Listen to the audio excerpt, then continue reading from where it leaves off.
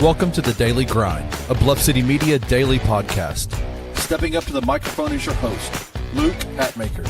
Grab your favorite morning brew, and let's get to the show.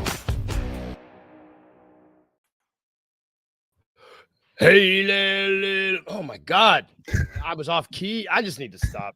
I've practiced my song before we go live every single day this week. I practiced with Chip. I practiced with Rusty, and it's been bad every time. I practiced with Brevin, and I swear to God, they kicked me off before the show even opened. I didn't even get to sing it live.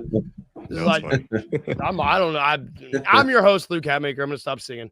It is Thursday, and we had a draft last night, and I got Parrish and I got Rusty. We're going to talk shop. How we doing, fellas? We good? Yeah, doing good. Had a pretty late night for him. Got out later than normal, actually.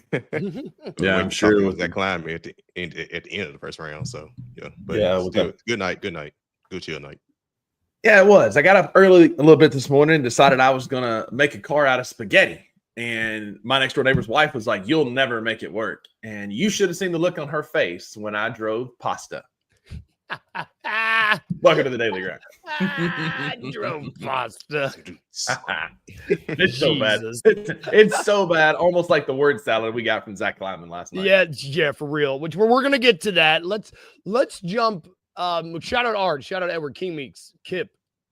Sane. I see y'all. Thank you. Bueno. Let's just jump right into it. And let's talk about who the Grizzlies took first. Because the Grizzlies traded up last night. From pick 16 to pick number 11. I was just going to say 10. Pick number 11. Mike Conley picked number 11. Mike Conley picked number 11, and they took Cedric Coward. I had Chip on the show yesterday, and I think me and him are literally like, if we keep the pick, that's who I want to take. I think that's who gained a lot of steam. He seemed to be shooting up draft boards really quickly leading up to the draft. And I don't know. I really like this kid. What do you think, Parrish? You were there. What were your thoughts when you heard? Well, what were your thoughts when you heard the Grizzlies traded up? Because that kind of surprised me when they announced that. And then I wasn't as surprised once they announced the pick, but I was definitely surprised to hear we were moving up. Yeah, not a shock. I mean, Zach Kleiman is traded up in the draft. Every draft. 4 out of the last 5 in the first round, 4 out of the last 5 years. Yep. And pretty much since he's been GM, he's traded up. Like last year, he didn't trade up in the first round, but he traded up in the second round to take Cam Spencer. So, but every year he traded to get Destin Bain, traded to get Santi, traded up to get Zaire, traded up to get Jacob Rayfield, traded back in to get David Roddy, traded up to get Brandon Clark, right? So every year he's been trading up for somebody, right? I guess the Gigi Jackson draft, I don't think he traded up for anybody. I think he's stuck at 45, but every other draft he's traded up for someone. So that didn't shock. That's his style. My initial thoughts were just, so honestly, I'm not a real draft person, right? Probably 5 years ago I was, but lately post-COVID, with all the transfer portal and all this stuff in college basketball, I don't keep up as much. But over the past week, I had kind of zeroed in seeing my guy, Coach Vaughn on Twitter, Chris Ingram, of course, and a couple other folks. Chip Williams is always a good person to follow. Parker Fleming, posting draft boards. Grizzlies got the 16th pick, so I'm a writer. I got to find out about these prospects that they can possibly take, right, at this point. Yeah. So Cedric Coward was a name. First, Nick Clifford's the person you're thinking of because I'm thinking of one game. I didn't watch Nick Clifford play any other game except the game against the Memphis Tigers. And me, myself, I barely watched that because I was in LA for my birthday trip. Yep. And I was on Hollywood trying to watch it on the phone. So I really didn't even see him. So when I see the prospects and hear about him, Cedric Coward kind of stood out near 40% in his college career. 6'6" with 7'2" wingspan, really just that got me off the rip, right? Yeah. So I was already kind of excited, knew he had defensive versatility. So my initial thoughts were I like the pick, and we're getting younger, but you still need young guys on the team. I'm not finna be mad at that. We have to see how the rest of the offseason go before I make a judgment on it. Yeah, and Chris Dotson thinks that the trade is going to expand, which can happen after draft night, is what he tweeted out last night. But I agree, the immeasurables are there. He's got giant hands. He's 6'6". He's 210 pounds, like a young Kawhi. But you mentioned the 7'2", the 7'2" wingspan, Parrish. That's a list of people There's the list of people that have those measurables in the last several drafts include Mikal Bridges, OG Anunoby, like several guys that are Pascal Siakam that are contributors. That's usually a sign that the guy is a player and he's very athletic. He also high levels. Yep. He finished his college career with a 69% true shooting percentage, which is incredible for a wing. Now, we got a very small sample size in Division I, right? He only played 6 games before he hurt his shoulder and he went down. But everything about this guy is Memphis through and through, right? He is a hard worker. He has never been given anything. He's gritty. He does the little things well. Every coach says that there's nothing there's no one who will outwork him. There's no one that'll try harder. And you give me a guy with some measurables that are good and a guy who is an effort guy, like I'll take that any day. I've seen, Kip here in the comments and in our when we went live last night, a lot of people were saying it's given Zaire, right? We moved up, Zaire was hurt, all this kind of stuff. Zaire wasn't greedy at all. No. Thank you, Parrish. Thank you. I don't remember nothing greedy about Zaire. That didn't hold water because Zaire came in as a prima donna. He didn't have to work, whatever. Bronny. He was playing with Bronny. Right. Whereas this guy, Cedric Coward, had to work his tail off and grind to go from Division III to Eastern Washington to Washington State, much like our beloved Jaylen Wells. Paid for himself to go to college. Paid for himself to go. Yeah. Look, the more I've looked at this, the more I am all in on Cedric Coward. Luke, you'll appreciate this. I saw it early on Twitter last night. Somebody said he had the most Harry Potter ass name in the draft. Yes. Cedric Coward is now a Memphis Grizzly, and I am fully in on Cedric Coward as the kid. Yeah, those Zaire comps. I get no. This. I mean, you want to talk only comp from that is they traded up. They traded from 17 to 10. They traded from 16 to 11. That's the comp. That's it. It stops right there. And they got long arms. That's like the only. It's like cool 2 long arm guys you traded up for. It's like, that's it. I don't get that. This is the first player I would say in the recent years where I have been where he's traded up where I've been like, yeah, I see the vision. I don't know if I saw it with Jake LaRavia. I don't know if I saw it with Zaire. With this kid, you're like, this guy. I see what this guy is. I see how this guy fits. Ironically, the last person we felt that way for is Desmond Bain. And you got these people because he traded him. I mean, that's a great point. And you got to. That's crazy. That's it, man. It always does. These things always come around. People talk about his mindset. It's very much like a Michael Jordan-esque, just a competitor. He's just a hard-nosed basketball player. Not saying he's the second coming of Michael Jordan. Don't come at me in the comments. But that's the mindset of competitiveness that he has. And so you give me a guy with that, Zach Kleiman said, we want dogs on this team. You give me a guy with that dog-like mentality. Again, I can work with that because this team needs what, guys? Toughness. That's what we've been missing. A guy with an edge. We've been front runners. We've been fake tough. Cedric Coward strikes me as a guy who is none of those things. He really impressed me when we did the conference call with him last night. Yeah, let's talk about that a little bit. Yeah, I mean, he came out the gates like, bruh, he got a winning mentality, winning attitude. He can't wait to get there. He get it out the mud. Like, I can't wait. Like, I'm gonna make sure I earn it. I don't care. Yeah, I was the 11th pick. They don't mean anything, right? I still need to go out and prove it. Yes, I've achieved a half of the dream, making it to NBA. Now I got to execute the other half by actually continuing my career and actually proving that I'm worthy to be in the NBA. So he sounded, when you go back to Zach Kleiman's quote, and I wrote an article about it last night as well. If you go back to Zach Kleiman's quote and exit interviews about the greedy guys, and then you match up what he said in their conference call, it was basically the same thing, just from a different person. Man, that's awesome. And even it's good to hear that you say that because you go back and you hear these kids right after they're drafted, even hearing the way that he composed himself with Monica McNutt on the ESPN, like he was just like ready. He was composed and he was like, I know what I'm here for. And I'm already ready to get to work, which is what you love to see that out of these kids. He's older, right? 22. Was he on the older? He'll be 22 by the time we tip off. Yeah. In September, he turns 22. Okay. I mean, so the same. It's older, but not old, right? It's like a little bit, it's on that cusp, right? 23, 24, you start getting nervous, but 21, 22 is right in that sweet spot. Yep. He's right where you want. He's pretty much going to be ready. Essentially, you expect him to essentially be ready pretty quickly. And he almost had the same story as Jaylen Wells. Jaylen Wells went to Division II instead, though.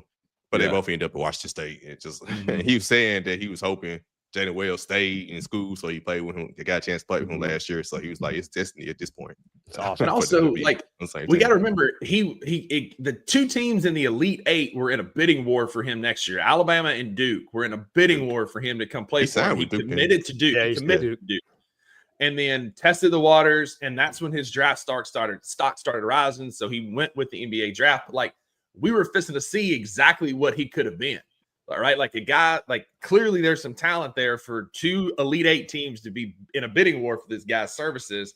Again, if you go watch the film, like, you can call him a bust in the comments, that's fine. But if you go watch the film and see his shot is smooth. His mechanics are great. He shot 90% from the free throw line. That tells you a lot about a guy's shot mechanics, is their free throw percentage. He shot 39% from three and almost 54% from the field. Like, the slash lines are there. The mechanics are there. It's a beautiful shot. Can he develop some of the intangibles? Some of the things, the negatives about him, if you will, or he's a little less athletic. He doesn't have blow-by skills, but he can create some shots. And so I'm curious to see, guys, what he's going to look like in a professional weight room environment, a professional eating plan, like actually being in a legit weight program, to see because if he fills out, if he's 6'6" and he fills out to like 220, like, that's going to be a player. Yeah. Oh yeah. I saw it in the comments. I do want to. Where does this leave the wing rotation? Because you double down the position you're. Yeah, boom, read it. I just saw it. Where you're doubling down specifically on your wing in the youth. You're getting younger on the wing, no matter how you slice this. You've got Gigi, you've got Vince, you've got Jalen, you've got Cedric, you've got. I'm missing one, aren't I? I mean, those are four youngins right there. Like, that's a lot of four I don't want to say projects. Those are four young guys that all four kind of do the same thing. Maybe not Gigi, but like Vince, Jalen, those. Where does that leave Gigi and Vince Williams Jr.? Because we know how Kleiman feels about Jalen. Gigi and Vince weren't good enough last year, so I think it truly shows they're odd man out, right? Like, this is it's one of two things. It depends on what happens next, Luke, because like Kleiman is arrogant about the guys that he drafts. Like, he wants them to work, so he presses them, and so I wouldn't be surprised at this point, based on some of his comments in the press conference we'll talk about here in a minute, if both Gigi and Vince are still on this team. But if they are on notice that their job is at risk. To me, without a consolidation move, stretching and waiving Gigi's contract, moving Vince or Gigi for assets, all we've done now is muddy the water further at the wing instead of making it more clear. To me, this is a very loud announcement that Gigi and Vince are available for trade, because Gigi, while as good as Gigi is, he's just not on the timeline that we need. Cedric Coward feels like he could fit the timeline, as Zach Kleiman said last night. Gigi and Vince are probably going to be more valuable in the open trade market. I mean, especially when you look at what they're making. I mean, those dudes are making those are good players making nothing. Their contracts are great, good players. I'm excited to see. I mean, so let's get to it, because we. Clicking on things. We both at the same time. Let's talk about what are you talking about, Kleiman? Let's talk about there are certain, with each passing year, it's becoming more and more. Kleiman gets up there, and I'm just like, excuse me. I just don't really. I think it was Parrish said he did his best Taylor Jenkins impersonation last night. Just talking.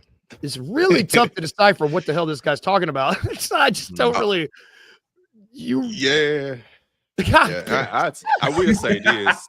The one thing I did take away from that, my guy Colin Cody from News Channel 3 asked him a question about the KCP Cole Anthony trade. He asked about KCP and Cole Anthony, right? The assets. He wanted to talk about KCP.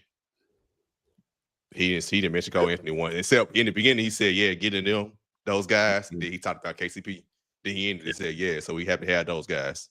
But he talked about one of those guys throughout the whole time. So yeah, so he did. It's like, tell me Cole Anthony's not going to be on this team without telling me Cole Anthony's not going to be on this team. I'll be 100%. Writing's on the wall. When you can you can flip his contract from a $13 million contract that he makes to up to a $20.5 million contract where you could go get somebody, or it's going to create, and I know we're all sick of this word, the flexibility that we need to re-sign Jaren this summer. The writing's on the wall there that Cole Anthony's out. So this is my question, Rusty, and I'm trying to think, because I was thinking that they were going to try to basically go ahead and get the relevant cap space so they can go in and sign and stand Jaren. Then, so do that? They pretty much got to do that first before they trade Cole Anthony, because they do make the trade for Cole Anthony, bring back up to $7 extra mil salary. Correct. You lose the cap space you had to negotiate and renegotiate and stand Jaren. Yeah, and we technically we can't aggregate Cole Anthony in a trade until August the 15th. So that gives us a runway to get Jaren re-signed, figure out what the hell we're going to do with Santi, and then move Cole Anthony with Gigi, with Vince, with Jitty, whatever we got to do to bring back what we need. But you're absolutely right. Like Jaren is obviously priority number one, point blank period. Then we're going to move Cole Anthony. We probably see some fringe moves. I wouldn't be surprised if we saw a couple tonight. There's a lot of guys still out there that Kleiman likes. We know we like a good pipeline of rookies coming in. Don't be surprised if maybe Vince and or Jitty are moved and waived tonight to create a little bit more cap space. And then we'll re-sign Jaren before we move Cole Anthony. Yeah, I doubt he waving. I mean, like by waving, I mean like moving him off the like moving him out, like stretching his contract somewhere else. It does seem like, I mean, those are probably the two that I feel like are going. The other bit of information that I loved from Kleiman last night, you're talking about how he didn't mention Cole Anthony. What did he say? His quote about Santi: "We like Santi." ... Yeah. He said we think very highly of Santi, and we certainly like to bring Santi back. So that does kind of leave a little wiggle room, right? Like we'd like to bring him back. But I still like reading between the lines there. And Parrish, you were there, so you probably get a better feel of it than me. But reading between the lines there sounds like sign and trade is also on the table. Yeah, I think everything. I think he's a free agent, so I think it's an understanding that we would like to have him back, but we understand that someone might price us out. And in that case, we we'd like to have him back, but we'd like to have him back at a certain number. If he gets priced out that number, then guess what? All right. It's time to move on. Yeah, it's like we really like him, but we're not going to break our back to keep him on the squad. Because it seems like every day I'm reading, it's like, man, this team really likes Santi. I'm like, weird. The Warriors. I'm gonna be honest. When I read that last night, I went to bed angry. I was like, our summer acquisitions are fixed to be Cedric Coward and Santi Aldama and KCP, and like that gets us nowhere close to Oklahoma City. And Cole Anthony until they trade him. And so I'm laying in bed last night, I'm fuming. And the more I thought about it, and this morning over my coffee, I was thinking about it. I'm like, that also kind of sounds like, hey, we'd like to bring him back, but to your point, Parrish, I think you're exactly right. We'd like to bring him back, but there's a point where we're like, all right, this isn't worth it. We're going to re-sign Jaren and do something else. But, and because I'm like, moving on for Santi, I'm that guy. But I also understood, I think Chris Harrington talked about it a couple weeks ago on Joe Calkins' show. He was saying you got to keep him for the if you don't get priced out, you still got to keep him for the asset because the Grizzlies lack contracts to trade. Boom. So keeping him, Santi is still a valuable player in the NBA. However much us, the Grizzlies as a fan, and we're not the only fan base that has fan. We're not the only fan base that's like this. Other teams fan base, I'm pretty sure it's players on other team we like, and their fan base is like, get the player out of here. Get them out of here. We thinking like, Santi just bad on defense. Nobody wants him. Like the NBA is an offensive league, and Santi can score all three levels. Stretch big. Yeah. Team's gonna want him, right? so maybe we don't want him for what we do, but he's wanted. You brought up a good point about the contracts and the assets, and I see Austin in the comments. Austin, thank you for being here, man. I'm not picking on you, but this is such a tired argument that I've seen all night. Like we're wasting assets, we're wasting picks, guys. If you think about it, we traded 2 of our picks, 2 second-round picks. The 2 first rounds we picked were not our picks 2 weeks ago. Right? We got both of them back from Orlando that we didn't have. So how are we wasting a pick that we didn't have before the Desmond Bane trade? We literally just took Orlando's picks, gave them to Portland, and then 2. So technically, we're only out two second round picks from our bank, and then we traded another team's picks that we had for all of 12 days, something like that. And really one pick, because you swapped the picks. Yep. That other pick's going to be good. Not going to be good either. That's going to be a late pick. That's it. You traded a 2028 Orlando, and spoiler alert, Orlando's fixing to be really good. Desmond Bain is going to flourish there, and they're going to be really, really good. And so that pick's likely going to be the 24th, 25th pick overall. It's not like we traded a lottery pick. Keeping it real is recognizing that these are assets that came to us for this purpose. They weren't ours. We, as the Grizzlies organization, only gave up 2 second-round picks to move up to number 11 in the lottery. I'm not mad at that at all. Yep. Second-round picks are, I mean, there's so many of them. People, I'm with you. And if you know your guy is your guy, go get him. That's what go get him. Yeah, that's my thing is, I'm like, Kleiman job might be on the line, right? And he's just saying, hey, this is my guy, I'm going to get him. And what I'm like, I respect it, right? Yes. And we still got a whole offseason. And I understand the negativity. I see the one guy in the comment, he just but I'm not gonna get on him for that, because I'm like, in the past, with Zach Kleiman's done year after year, I understand your frustrations. Agree. But to say he ain't hit on draft pick is false. I mean, and that's it. We're not even done. It just got hot. Like, summer just hit this past weekend, guys. Like, we have a long summer. I'm not like front running for Kleiman. I've got a cautious eye on him. Yes, I was excited about the Desmond Bain trade. It was a brilliant trade to get us assets, right? We're a team who needs help. We need to use those. You flipped it quickly. I did, because the more I thought, like, listen, I was King Kleiman all the way on that trade. I'm going to be honest with you, I was. And in the group chat, I flipped it because, again, we got assets back, but now what are we going to do with them? And step one, I like what we did last night, but now we need to take those assets and go get a vet. Shout out, Chris. I owe you an apology. I love it.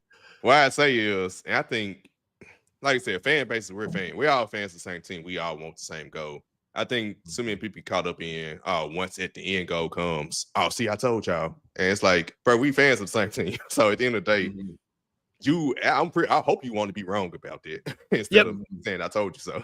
Yeah, because we still have 3 first rounds from Orlando, a pick swap, and all of our own first round picks. Yeah, first round picks. So we still got like 8 that we can deal, 9 that we can deal. Yep. Hopefully, we ain't Kleiman supporters, but we just I don't know. We're speaking on what's happening right now in the moment. Yes. Right now. Everything this moment. 2 months from now, we might be like, hey, he didn't do nothing. He didn't do nothing with these assets. Here we go again. Yeah. Right. We don't actually play real basketball until October. It's June. There's a long runway until October. We got time. Let's take a real quick break, because when we get back, we do got to talk about the rest of the draft. There were other picks that were made. If y'all are mad at the Grizzlies, just wait till we talk about what the Pelicans did. Or the Blazers. I'm excited about this. Yeah, we're going to take a quick break. When we get back, we're going to talk more draft right after this. Looking for an alternative to alcohol or conventional medicine? Check out Ounce of Hope, a Memphis-based dispensary with 2 local stores in the Sanderland Center and on South Cooper Street. You can get all the products you need in a location convenient to you. Each store offers an intentional shopping experience with dedicated bud tenders to answer all of your questions, from product selection and mushroom blends to our personal favorite, the Delta 9 seltzers. You gotta try the Peach Buzz. Try Ounce of Hope at either one of their 2 Memphis stores or at www.ounceofhope.com for convenient products shipped right to your door. Use the promo code BluffCity for 15% off any order, excluding sale items. Cannot be used in conjunction with other promotions or discounts. One use per customer.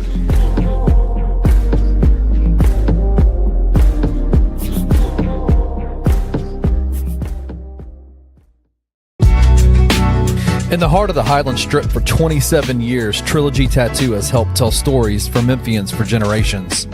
Located at 530 South Highland, Richie and his team are waiting to help you tell yours. From tattoos to piercings, your body art should be as unique as you are. Voted a Memphis Flyer top 3 tattoo shop in the city of Memphis since day one. Your story will be safe here at Trilogy Tattoo. Open 7 days a week, Monday through Saturday, 11 to 11, and 3 to 11 on Sundays. They have convenient times waiting on you. Let Trilogy Tattoo help you tell your story.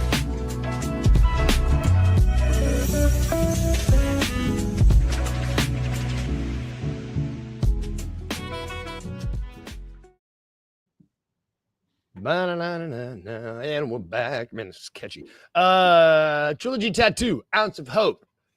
Website below, promo code Bluff City. Go check them out, guys. 2 great Memphis businesses, great people, great services. Check them out. They're awesome. Yeah. And Kenny got tatted in that commercial. It's sick. Yeah. And apparently there's some people in this fan base who do need an ounce of hope. Love it. Let's jump into the rest of the draft real quick before we get out of here, because there were other picks. Cooper Flagg went first. For me, the top 6 picks were chalk. The top 6 people went. It was just a matter of where they were going to go, how far Ace Bailey was going to fall. I love that Danny Ainge was like, oh, he doesn't want to come here? Doesn't want to come here? That was an anger pick. He was mad that the ultimate Utah Jazz went the pick before. Con Knipple is a Charlotte Hornet. And so he was like, you know what? I'm going to take Ace Bailey just out of spite. Oh, my God. There were 5 of those kids up there, and they were named Cash, Con, Cameron, Kidman, Con. And they had 5 kids in 7 years. Mom and dad were getting busy. The Flying Knipples. It's like that's the name of the family that Robin had in Batman when they all died. The Flying Graysons. What was the biggest surprise for you, Parrish? Like out of the first round, like which team surprised you the most? Let's do that rather than player. Which team surprised me the most? I'm not gonna sit there because think about it, I'm at the forum, I'm covering for the Grizzlies. So you have and stuff. So I'm not gonna act like I knew all the picks as they happen. So team-wise, it surprised me. I guess everybody was split on what Phoenix did with the whole center situation, trade for Mark Williams, and then drafting the center. Also Portland drafting another center, and they got 3 centers. So it's just, I guess both of them to me, because it was just the center position. Some people like what Phoenix did. I can see how they like it. Maybe they don't believe in Nick Richards, and I can see that. And then you was like, hey, we got Mark Williams and I forgot to send the name of the center that they drafted. But my first thought was that was Portland. Yang. No, that was Portland. Yang. That was Portland. I'm sorry. Yeah. Oh, Grizzlies. They drafted they drafted the Duke center. Yeah, the guy from. Oh yeah. Mm-hmm. Oh, the kid from South Sudan. Yes, thank you. Yes. Yeah. So we'll see him in the Olympics 2028 against the USA. Yeah. It felt like there were no bigs coming off the board, and then it was like Portland and Phoenix were just like, give them to me, and they took it was really weird. I love that Portland, or I guess I love the Grizzlies pick for Yang, just because everybody was like, I had that dude ranked 40th. Everything I read was like, this dude is a 2nd-round pick, but I love it. They did say the dude showed up. He didn't know if he was going to get called. He was dressed up and he was in the stands and just ready to go, which I love. It's like they're collecting the bigs, and then the Suns have all the guards. Now they've got a couple of bigs to go with them, but it's like Portland's going to be playing with some super length. Did y'all know this is the first draft since 2007 that John Calipari did not have a 1st-round pick since 2000? Yeah, how did what's called? Cause that's what I did. I saw someone say earlier degree Shatarki or do Dero. I was like, dang, he didn't get drafted in the 1st round because he was projected to go around the Grizzlies area. He's still there. He's the first draft since 2007. And if y'all want to crash out about a team, it could be worse. You could be a Pelicans fan. Ooh. Guys, they traded their next year 1st-round pick unprotected to move up 10 spots. The Pelicans are going to be ass next year. That's very likely like a top 3 pick that they let go to move up 10 spots. Like, who trades an unprotected 1st round when you know you're going to be bad? What is Dumars doing? Maybe they don't think he's going to be bad. That's all I appreciate the boldness, man. I get it. I appreciate the boldness, man. I mean, you're Oklahoma City, it doesn't matter, right? Or if you're the Magic, you can trade it unprotected, it don't matter. But the Pelicans are going to be bad. Jumping up 10 spots, too, is a lot. You better think this dude is I don't even know who they drafted. I would tell you this. They're probably guaranteed that they ain't traded Trey and Herb. Yeah. Because that means they plan to compete with Zion, those two. DeJounte Murray is still, he had the Achilles injury, so he's out for a while. So but they got Jordan. I guess they believe in Jordan Poole. Yeah. Oh God, I forgot about Jordan Poole. They believe in him. Listen, I'm so glad that he's finally gotten traded, so these people will stop trying to make him a Grizzly. Yeah, for real. Bro, I don't know who y'all be following. I don't see none of this stuff. They get muted, man. They get muted. That's part. They get muted. But also, I'm not on Twitter as much these days, so I probably just miss it too. Smart. Because listen, I've seen Jordan Poole in a Grizzlies jersey. I've seen DeAndre Ayton in a Grizzlies jersey this week. There is some wild takes. DeMar DeRozan. And I wrote about that like 2 weeks ago. So yep, that's been happening. Last thing, there is day 2 tonight. I like having 2 days of the draft. I just like having it spread out. I don't know. I'm going to be honest. I don't know anything about.